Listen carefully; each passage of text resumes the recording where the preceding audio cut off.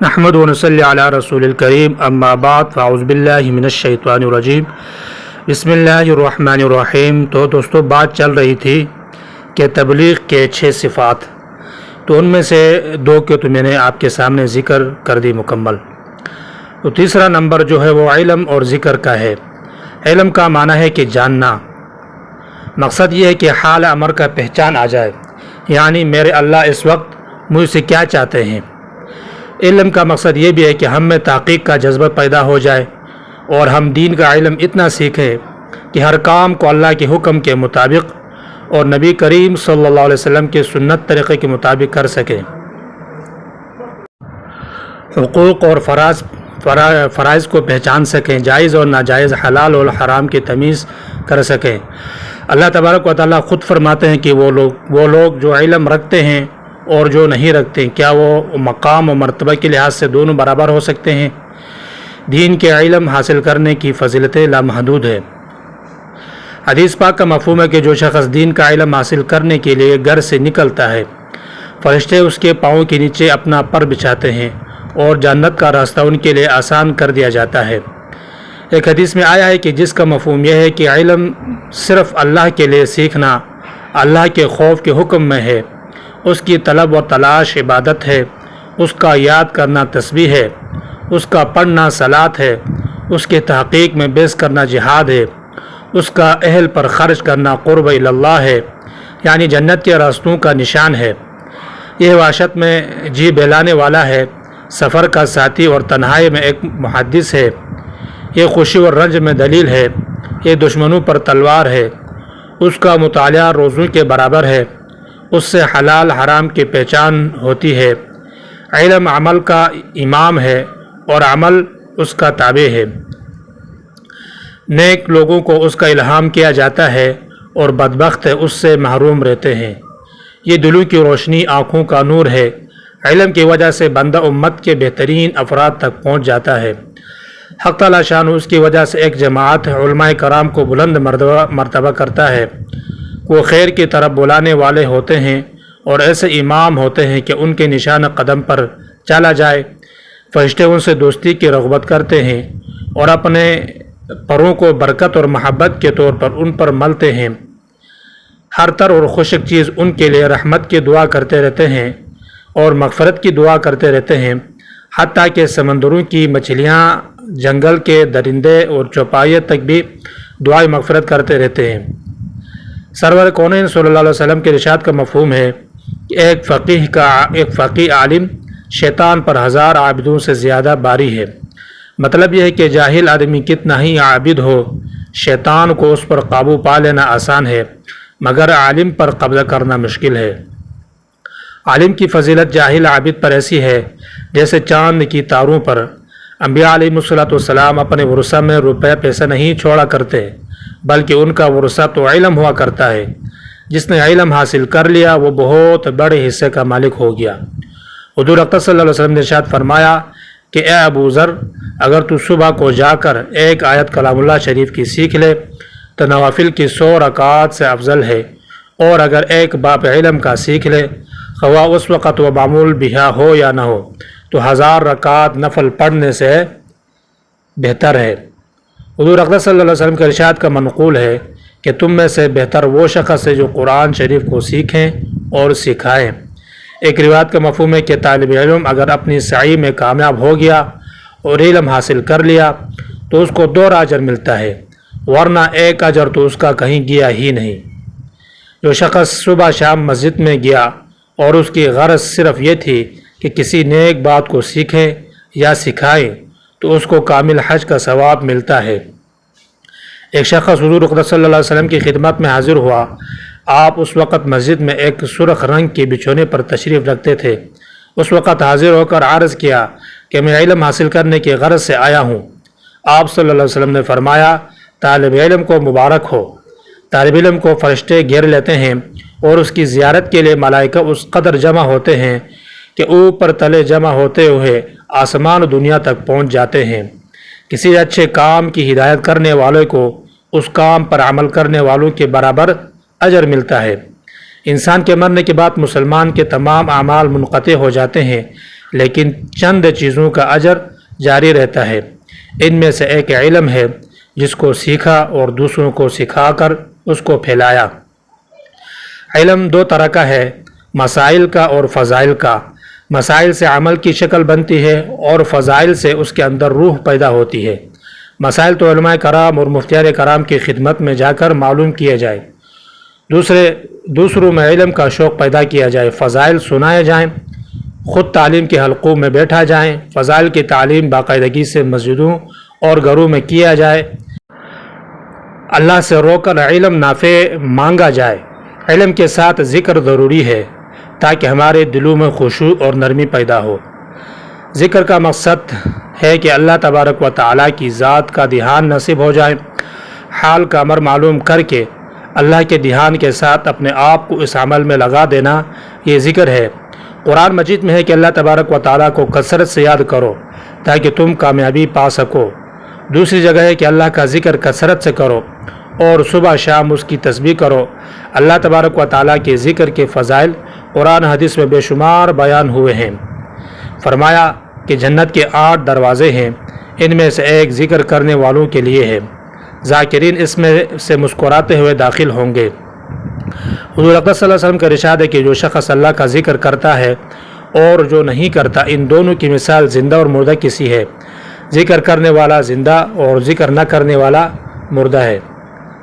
اللہ تبارک و تعالیٰ کی طرف رجوع پیدا کرتا ہے، جس سے رفتہ رفتہ یہ نوبت آتی ہے کہ ہر چیز میں حق تعالیٰ شان ہو اس کی جائے پناہ بن جاتا ہے۔ نبی کریم صلی اللہ علیہ وسلم کے ارشاد کا مفہوم ہے کہ بہت سے لوگ ایسے ہیں کہ دنیا میں نرم نرم بستروں پر اللہ کا ذکر کرتے ہیں، جس کی وجہ سے حق تعالیٰ شان جنت کے اعلیٰ درجوں میں ان کو پہنچا دیتا ہے۔ حدیث پاک کا مفہوم ہے کہ ایک شخص کے پاس بہت سے روپیہ ہو اور وہ ان کو تقسیم کر رہا ہو، اور دوسرا شخص ہو اس کے پاس دوسرا شخص اللہ کے ذکر میں مشغول ہو، تو ذکر کرنے والا افضل ہے۔ نبی کرم صلی اللہ علیہ وسلم کا ارشاد ہے کہ اللہ کا ذکر سے بڑھ کر کسی آدمی کا کوئی عمل عذاب قبر سے نجات دلانے والا نہیں۔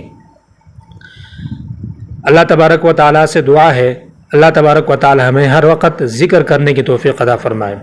نبی کریم صلی اللہ علیہ وسلم نے فرمایا کہ جب جنت کے باغوں سے گزرو تو خوب چرو۔ کسی نے عرض کیا یا رسول اللہ جنت کے باغ کیا ہیں؟ ارشاد فرمایا کہ ذکر کے حلقے، یعنی ذکر کے حلقوں میں بیٹھنا، ذکر کرنا، یہ ہے ذکر کے حلقے۔